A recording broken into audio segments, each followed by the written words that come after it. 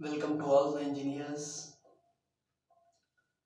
Last class में हम लोग राउथ-हर्विट्ज़ क्राइटेरिया को देखे थे कि ये क्यों यूज करते हैं, है ना, for finding out the stability of any system. Poles के लोकेशन से हम लोग पता करते हैं कि सिस्टम स्टेबल है, अनस्टेबल है, मार्जिनली स्टेबल है, क्या है। उसमें हमने टाइप 1 प्रॉब्लम सीखा था और एक क्वेश्चन हम बनाए थे और बाकी आपको होमवर्क दिया गया था। तो उम्मीद है आप लोग बनाए होंगे, है ना। तो आज पहले उन प्रॉब्लम्स को हम यहाँ पे बनाते हैं और इसको आप जो राउथ-हर्विट्ज़ का है, कल उस दिन बोले थे कि बहुत इंपॉर्टेंट है, सिर्फ आपके बोर्ड के एग्जाम के पॉइंट ऑफ व्यू से ही नहीं बल्कि कंपटीशन पॉइंट ऑफ व्यू से भी बहुत इंपॉर्टेंट है और बहुत इजी है ना। मेनली 4 टाइप के प्रॉब्लम आते हैं इसमें, तो आप कमांड बहुत आसानी से कर सकते हैं। तो बड़ी ही सावधानी से देखिएगा कि कैसे इसको बनाया जाता है। तो आपको जो एक क्वेश्चन मैंने करवाया था s² + 5s + 10 का, और उसके बाद एक होमवर्क में दिया गया था आपको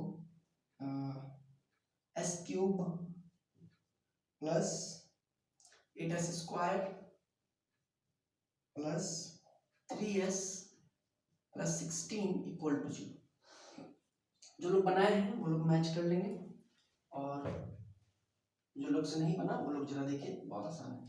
तो सॉल्यूशन करते हैं इसका, है ना। राउथ टेबल बनाते हैं, राउथ टेबल, ठीक है। तो ये सबसे पहले लिखेंगे s³ जो इसका पावर है, उसके नीचे s², फिर नीचे s⁻⁴, फिर नीचे s⁻⁴, ठीक। अब s³ का जो कोएफिशिएंट है, यहाँ पर कितना कोएफिशिएंट है इसका 1, उसको यहाँ लिखेंगे 1। नेक्स्ट s² का जो कोएफिशिएंट है 8, उसको यहाँ लिखेंगे 8 s² के साथ। लेकिन s⁻⁴ का जो कोएफिशिएंट है 3, उसको यहाँ नहीं लिखेंगे, उसको कहाँ लिखेंगे, यहाँ लिखेंगे।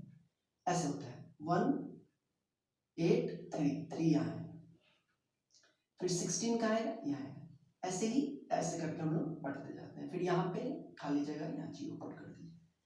अब बात आती है s⁻⁴ यहाँ की वैल्यू की। मैंने आपको बताया था कि यहाँ के वैल्यू के लिए दिस इंटू दिस, मतलब 8 × 3 माइनस 16 × 1 यानी 16 डिवाइडेड बाई 8। ये चीज जो है ना, ये आपको रफ में करना है, ठीक है। इसको रफ में कहीं आप कर लीजिए और यहाँ पर आप फाइनल वैल्यू ही पुट कीजिए, ठीक है। यानी कि अगर इधर रफ के लिए करें तो कितना होगा, 8 × 3 माइनस 16 डिवाइडेड बाई 8, तो 24 माइनस 16 8/8 कितना आ जाएगा 1। तो यहाँ पर क्या लिखेंगे 1, ठीक है। सिमिलरली यहाँ का देखिए 8 × 0 माइनस 1 × 0, 8 × 0 माइनस 1 × 0, तो 0 ही रहेगा ऊपर में, डिवाइडेड बाई 8 0, और यहाँ पे 0, क्योंकि आगे कोई अब कहीं भी लेंगे तो 0 ही 0 होगा। अब यहाँ का टर्म पे आते हैं 1 × 16, यहाँ का टर्म क्या होगा 1 × 16, 1 × 16 माइनस 8 × 0, माइनस 8 × 0 डिवाइडेड बाई 1, तो 16/1 यानी 16 0 0, ठीक है। तो ये राउथ टेबल बन गया। क्या कोई साइन चेंज है, कोई साइन चेंज नहीं, plus plus plus plus, no sign change. Since sign changes equal to 0, therefore no pole on RHS, and therefore all poles on LHS and system is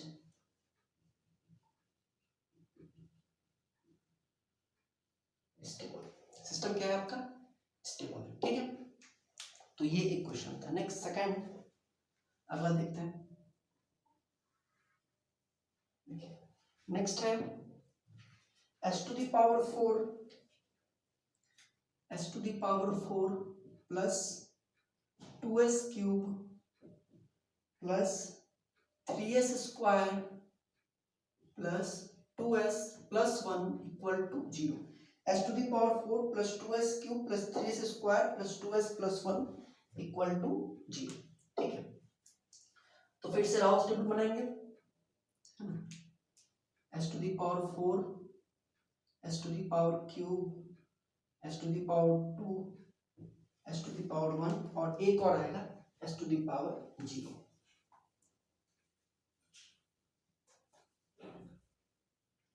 ठीक है,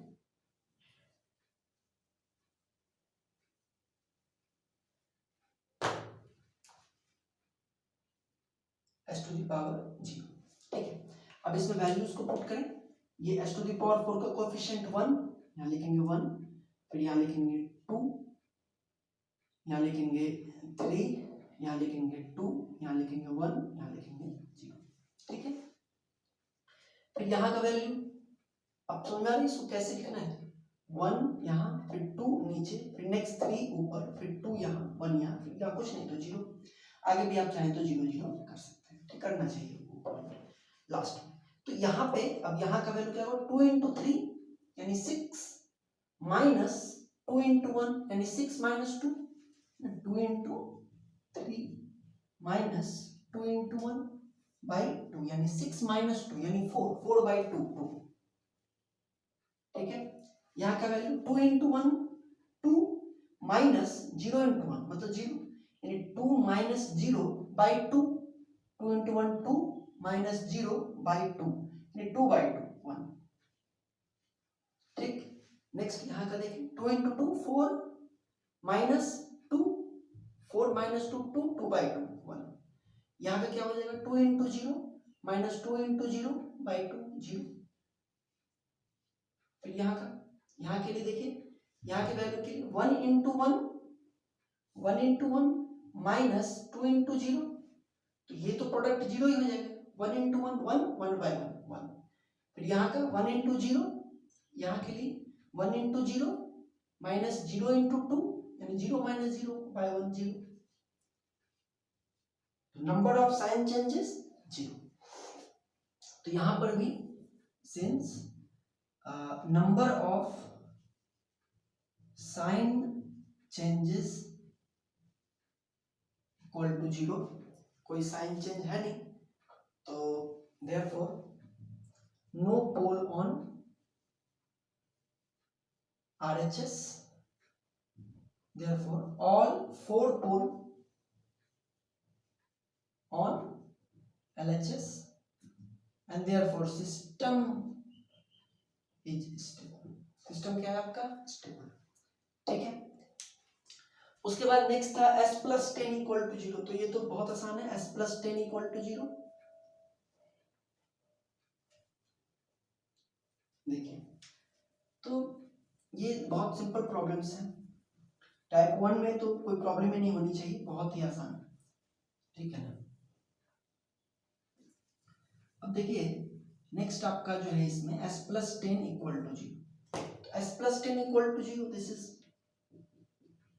इसका राउट टेबल कैसे बनेगा। यहाँ पर तो बस यही है, s टू द पावर 1 है और into s to the power 0। यहाँ लिखेंगे s टू द पावर 1, यहाँ लिखेंगे s to the power 0। s to the power 1 का कोएफिशिएंट है 1, उसके बाद नीचे आएगा 10, फिर यहाँ कुछ नहीं है तो 0 0। क्या कोई साइन चेंज है, नहीं है, यहाँ भी प्लस यहाँ भी प्लस, नो साइन चेंज। तो since number of sign change equal to 0, therefore no pole on RHS and therefore system is stable। ठीक है, आइए नेक्स्ट प्रॉब्लम देखते हैं।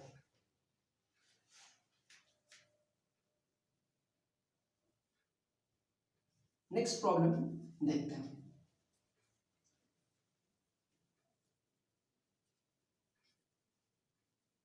देखिए नेक्स्ट प्रॉब्लम है आपका s cube plus 4s square plus 3s plus 20। S cube plus 4s square plus 3s plus 20 equal to 0। ठीक है, तो इसको इसका राउट टेबल बनाते हैं। S cube S square S to the power 1 S to the power 0, S cube S square S to the power 1 S to the power 0 लिखते हैं यहाँ पे 1 4 3 20 0 0 1 4 3 20 0 0। यहाँ क्या होगा 4 into 3 12 minus 20 into 1 divided by 4 यानी 12 माइनस 20 यानी माइनस 8 बाई 4 यानी -2। साइन चेंज हो रहा है -2, साइन चेंज हुआ मतलब पोल्स राइट हैंड साइड में होंगे, सिस्टम अनस्टेबल है। लेकिन कितने पोल्स लेफ्ट हैंड साइड पे हैं, कितने पोल्स राइट हैंड साइड पर, ये देखने के लिए नंबर ऑफ साइन चेंज करना होगा। तो -2 ये होगा। फिर यहाँ पे 4 इंटू 0 -0 4 इंटू 0 -0 यानी 0 0 0 माइनस 0 0 बाई 4। ठीक है, तो यहाँ क्या हो जाएगा 0, यहाँ भी 0। अब यहाँ की वैल्यू पे आते हैं -2 इंटू 20, यहाँ क्या होगा -2 इंटू 20 माइनस 4 इंटू 0 बाई -2। तो ये तो 0 ही हो गया, -2 से -2 कैंसिल हो जाएगा, यहाँ क्या मिल जाएगा 20। अब देखिए रॉथ टेबल कंप्लीट है। Number of sign changes plus plus, यहाँ पे एक बार साइन चेंज हुआ प्लस से माइनस और फिर माइनस से प्लस, कितनी बार साइन चेंज हुआ 2 बार। अगर यहाँ पे माइनस रह जाता तो हम कहते कि एक ही बार साइन चेंज हुआ, लेकिन एक बार प्लस से माइनस फिर माइनस से प्लस 2 बार साइन चेंज हुआ है ना। तो since number of sign changes is equal to 2, therefore poles on RHS equal to 2। मतलब 2 पोल होंगे राइट हैंड साइड पे और इसमें टोटल नंबर ऑफ पोल कितने हैं 3 एस क्यूब। 2 पोल होंगे राइट हैंड साइड पर और 1 पोल होगा लेफ्ट हैंड साइड पर। कहाँ होगा वी डोंट नो, हम लोग को नहीं पता है कहाँ होगा, लेकिन ये पक्का है कि 2 पोल राइट हैंड साइड पर होंगे, 1 पोल लेफ्ट हैंड साइड पर होंगे। आप इसको कैलकुलेटर पे डाल के भी इसका रूप देख करके निकाल सकते हैं कि ये सेटिस्फाई कर रहा है। ठीक है, ठीक है, सिस्टम इज अनस्टेबल। ठीक है, नेक्स्ट देखते हैं। उसके बाद नेक्स्ट है थोड़ा लंबा है S6 S to the power 6 sorry हाँ S टू द पावर 5 है sorry S to the power 5 plus 6s to the power 4 6s to the power 4 plus 3s cube plus 5s square plus 10s plus 10 plus 5s square plus 10s plus 10 equal to 0। ठीक है, जल्दी से देखते हैं इसको।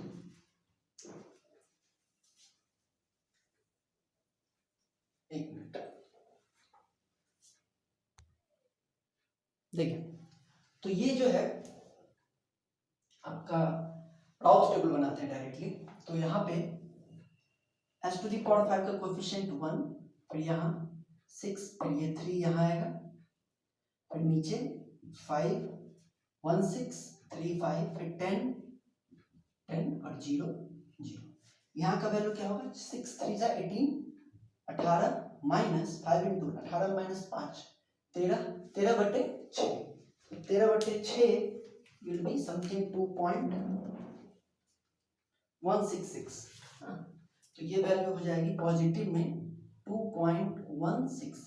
ठीक है, यहाँ का वैल्यू क्या हो गया 6 इंटू 10 60 माइनस 10 इंटू 1 60 माइनस 10 50 50 बटे 6। तो 50 बटे 6 विल बी 8.333 फिर यहाँ का वैल्यू 6 इंटू 0 माइनस 1 इंटू 0 तो 0 0 ठीक है। फिर यहाँ का वैल्यू देखिए 2.166 इंटू 5 2.166 इंटू 5 माइनस ये निगेटिव आने वाला है 8.333 इंटू 6 डिवाइडेड बाय 2.16 मतलब this into this minus this into this divided by this तो ये वैल्यू आ रही है माइनस 18.07 समथिंग सही है माइनस 18.07 ये आ रहा है एक बार चेक कर लें फिर से क्या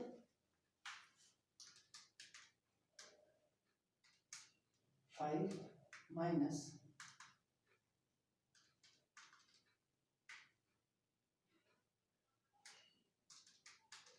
ठीक है 18.07 18.08 ऐसा ही कुछ रिजल्ट साइन चेंज हुआ फिर यहाँ पे देखिए 2.166 इंटू 10 यहाँ के वैल्यू के लिए 2.166 इंटू 10 माइनस 0 बाई 2.166 मतलब 10 ठीक है 2.166 इंटू 10 माइनस 0 डिवाइडेड बाई 2.16 मतलब 10 हो जाएगा 0 ठीक है।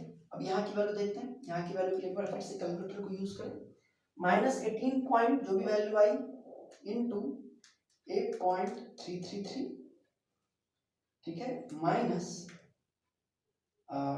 10 इंटू 2.166 ठीक है ये हो गया डिवाइडेड बाई माइनस 18.07 ये 9.53 समथिंग आ रहा है 9.537 ये वैल्यू 9.537 ठीक है यहाँ का वैल्यू फिर क्या हो जाएगा माइनस 18.07 इंटू 0 माइनस 0 तो ये 0 हो जाएगा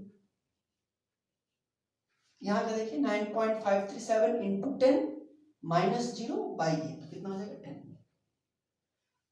और आगे का फिर 0 तो यहाँ से फिर आप देख सकते हैं कि नंबर ऑफ साइन चेंजेस कितना है 2 हो रहा है प्लस प्लस प्लस उसके बाद एक बार साइन चेंज हुआ माइनस फिर एक बार साइन चेंज हुआ माइनस से प्लस फिर कंटिन्यू रहा प्लस तो number of sign changes number of sign changes equal to 2 5 pole में से 2 पोल राइट हैंड साइड पे therefore poles on RHS therefore poles on RHS equal to 2 therefore poles on LHS equal to 3 therefore system is unstable system क्या है unstable ठीक है। Next एक और problem last है आपका 2s+2 वाला देखते हैं इसको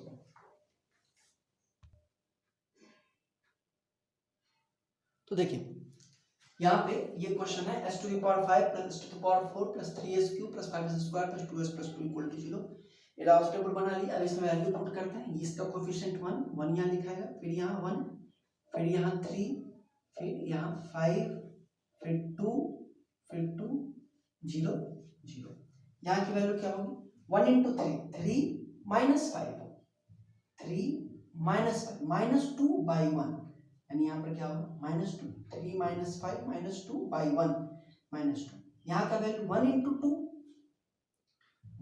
2 माइनस 2 इंटू 1 यानी 0 फिर यहाँ पे 0 0 ठीक है। यहाँ पे आप क्या माइनस 2 इंटू 5 मतलब माइनस 10 अब माइनस 0 बाई माइनस 2 मतलब यहाँ हो जाएगा क्या 5 तो यहाँ का value minus 2 into 2 minus 4 minus 0 by minus 2 यानी यहाँ हो जाएगा 2 0 0 यहाँ देखिए 5 इंटू 0 0 माइनस 2 इंटू 2 ठीक है 5 into 0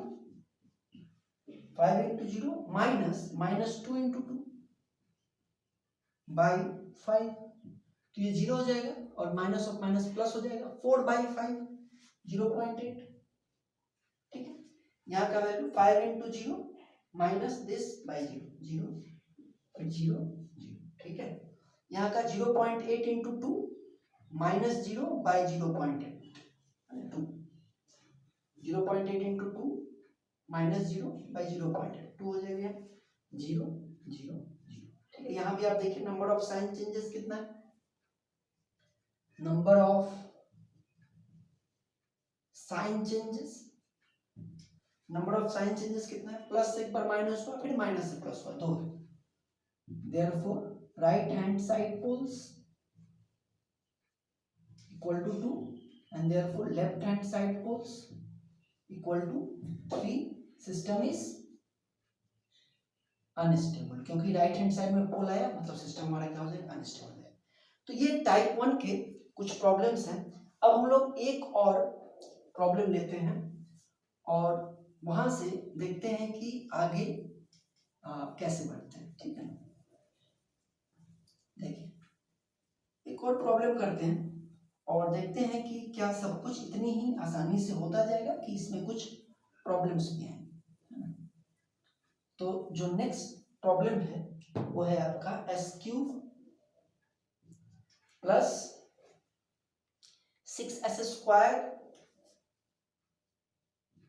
plus 3s plus 18 equal to 0, plus 3s plus 18 equal to 0, s³ plus 6s² plus 3s plus 18 equal to 0। इस किसी सिस्टम के कैरेक्टरिस्टिक इक्वेशन ये है और इसका हम लोगों को निकालना है क्या, स्टेबिलिटी, कि स्टेबल है या नहीं। तो चलिए इसका राउस टेबल बनाते हैं।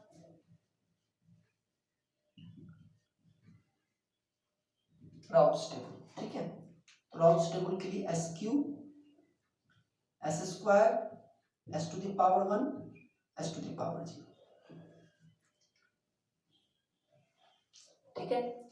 तो वैल्यूज इसमें पुट करते हैं, s³ का कोएफिशिएंट 1, नीचे 6, फिर यहाँ 3, यहाँ 18, 0 0, चौथिया 18, 18 माइनस 18 0 बटे 6 0। देखिए 6 3 जा 18 माइनस 18 इंटू 1, 18 माइनस 18 0 बाई 6, यहाँ हो जाएगा 0। यहाँ पे 6 इंटू 0 माइनस 0 इंटू 1, यहाँ तो 0 हो गई, और यहाँ भी क्या हो जाएगा 0। तो एक कंप्लीट रो आपका 0 आ गया। जब ऐसी सिचुएशन आ जाती है तब अब हम इसके आगे का नीचे का राउथ टेबल नहीं बना सकते। कैसे बना सकते हैं बताइए। तो यहाँ 0 है, आप मल्टीप्लाई करेंगे 0 इंटू 18 0, ठीक है, माइनस 6 इंटू 0 0, ऊपर वाला पार्ट तो 0 ही हो गया, डिवाइडेड बाय फिर 0, तो 0 बाय 0, वो तो कोई फॉर्म ही नहीं होता, इंडिटरमिनेट फॉर्म होता है। तो ये ऐसे सिचुएशन वाले प्रॉब्लम्स कहलाते हैं टाइप 2 प्रॉब्लम्स। जब भी इस तरह का सिचुएशन आए, जब एक पूरा का पूरा रो 0 हो जाए, चाहे 1 हो 2 हो 3 हो, कई सारे रो 0 हो सकते हैं, लेकिन जब भी ऐसा सिचुएशन आए कि पूरा का पूरा रो 0 हो गया, इसका मतलब है कि ये प्रॉब्लम चला गया टाइप 2 में, ठीक है। अब देखिए एक स्टेटमेंट हम अभी बोलेंगे, आपको ध्यान दीजिएगा इसको, कि जब भी राउथ टेबल में कोई एक रो कंप्लीट 0 हो जाए, इसका मतलब है कि पोल्स जो होंगे वो सिमेट्रिकल होंगे, पोल्स विल बी सिमेट्रिकल। अधिकतर केसेस में पोल्स जे ओमेगा एक्सिस पे सिमेट्रिकल मिलते हैं। हम जानते हैं कि जे ओमेगा एक्सिस पे जब भी पोल होगा तो कॉम्प्लेक्स कंजुगेट पोल होगा, अगर प्लस 2j होगा तो एक माइनस 2j भी होगा। लेकिन इस कंप्लीट रो के 0 आने का मतलब एक ये है कि poles will be symmetrical about any axis, horizontal या vertical, किसी भी एक्सिस के लॉन्ग पोल सिमेट्रिकल होंगे। मतलब कि अगर एक रो 0 आया है तो हो सकता है कि इस हॉरिजॉन्टल एक्सिस के सिमेट्रिकल कोई पोल हो, मतलब जितना यहाँ ऊपर उतना ही नीचे यहाँ पर हो सकता है। ऐसा भी हो सकता है कि इस वर्टिकल एक्सिस के लॉन्ग सिमेट्रिकल पोल्स हो, मतलब जितना इधर उतना ही इधर, दोनों में से कुछ भी हो सकता है, वो चेक करना पड़ेगा।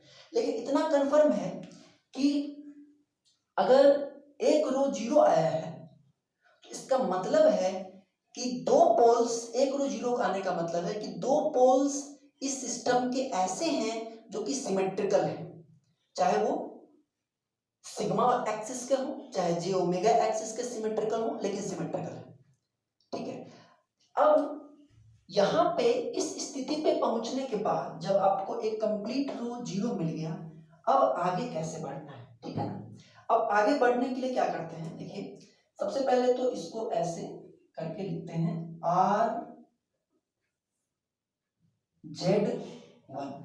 RZ1 का मतलब फर्स्ट रो ऑफ जीरो, पहला रो जीरो का, क्योंकि इस प्रॉब्लम में एक ही आएगा, लेकिन कई सारे ऐसे प्रॉब्लम में तीन रो जीरो हो सकते हैं, इसलिए RZ1 first row of zero, ठीक। अब इसके बाद इसको करने के बाद यहाँ पर स्टेटमेंट्स जो आप लिखेंगे वो तो नोट्स में भी आपको मिल जाएगा, लेकिन ऐसे हम यहाँ लिख रहे हैं कि since s to the power 1 row has all elements zero,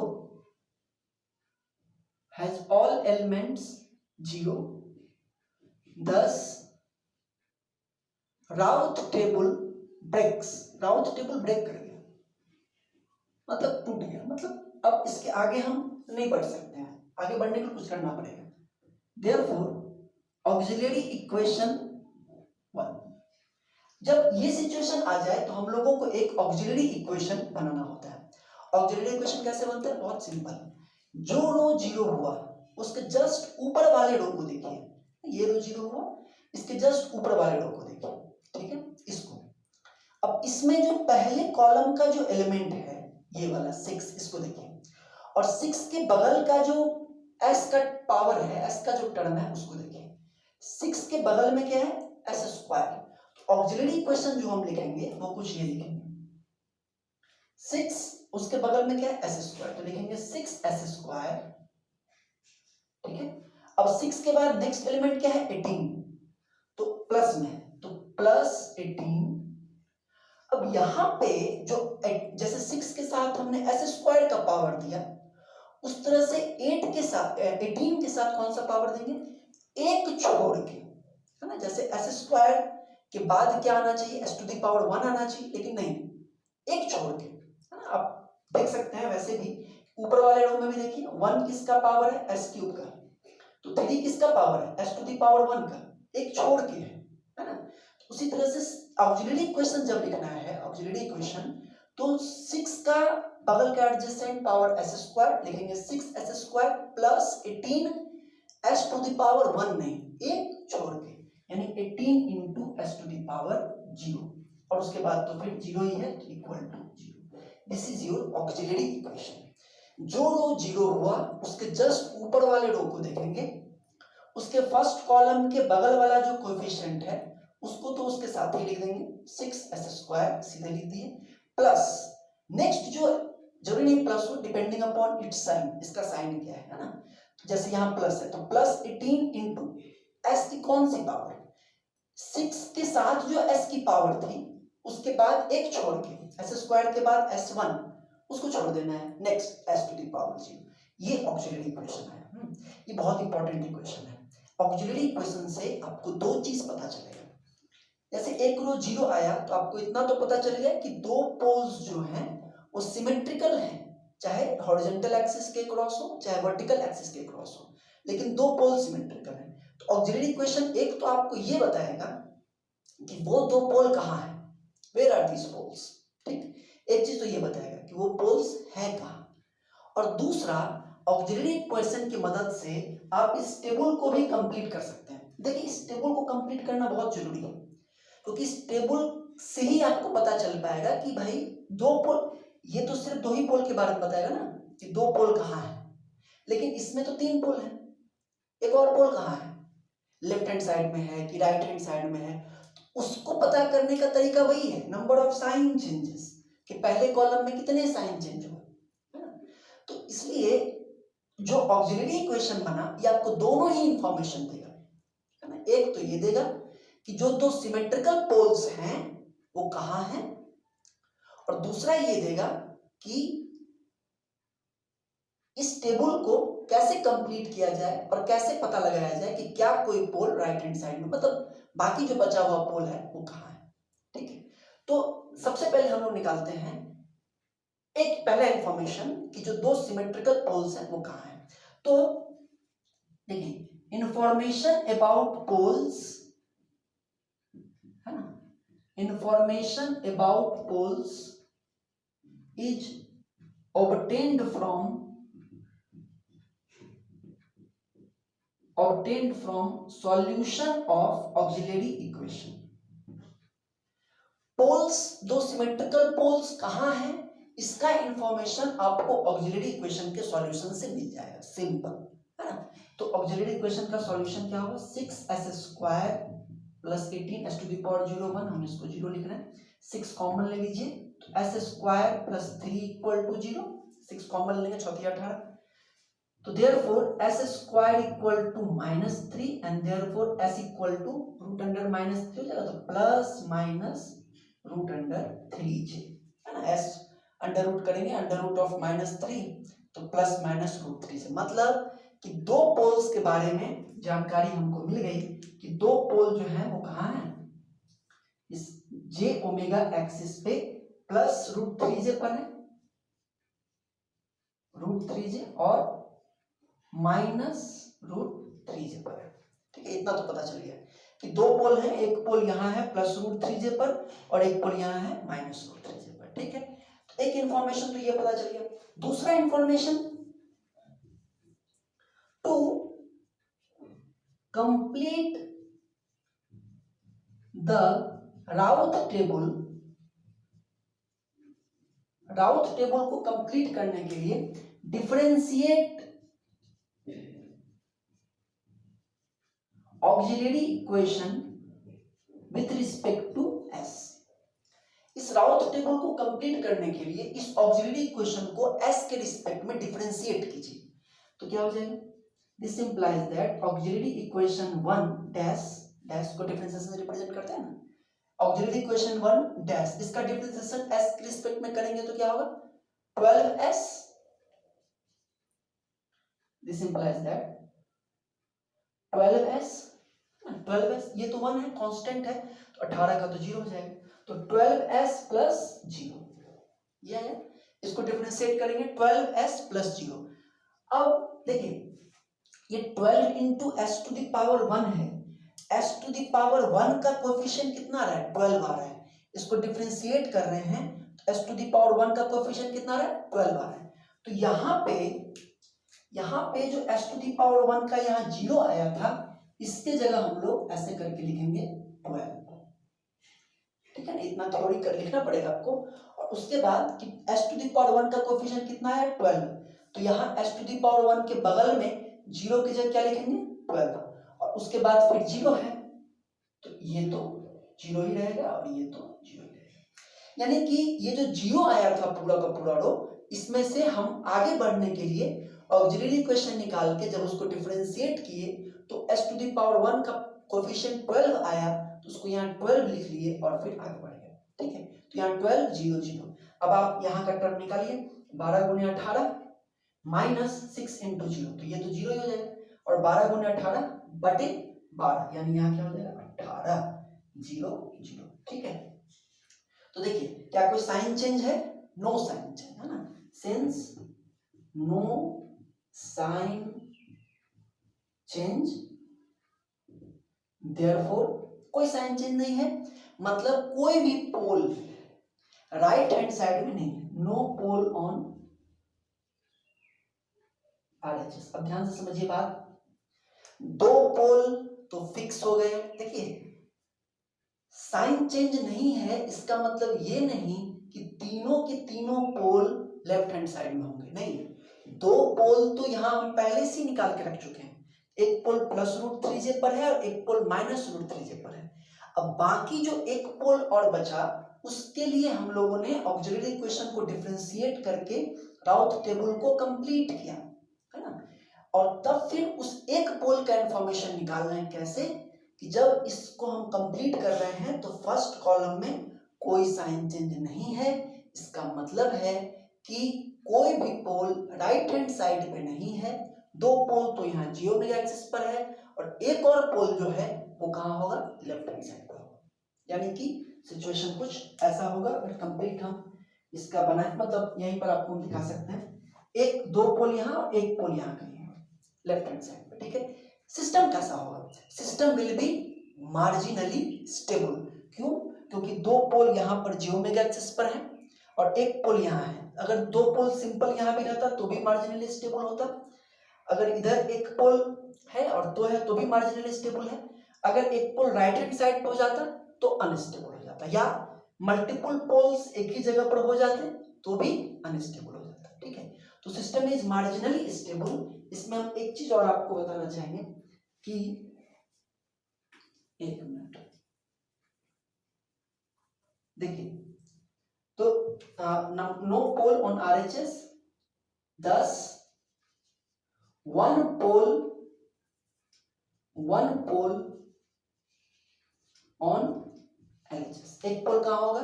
left hand side पे। दो पोल जियोमेट्रिक एक्सिस पर, एक पोल लेफ्ट हैंड साइड पर। कुछ ऐसा एस प्लेन का डायग्राम कुछ ऐसा बनेगा। एक और पॉइंट है, marginally stable, therefore system is marginally stable या लिमिटेडली स्टेबल भी बोलते हैं। मार्जिनली स्टेबल सिस्टम कैसा है? मार्जिनली स्टेबल है। मार्जिनली स्टेबल सिस्टम का जो रिस्पॉन्स होता है, ये आपको पता है कि कांस्टेंट एम्पलीट्यूड और constant frequency of oscillation type का इसका रिस्पॉन्स होता है। ठीक है, तो आपको ये भी पता है कि मार्जिनली स्टेबल सिस्टम में जो कॉम्प्लेक्स वाला पार्ट है,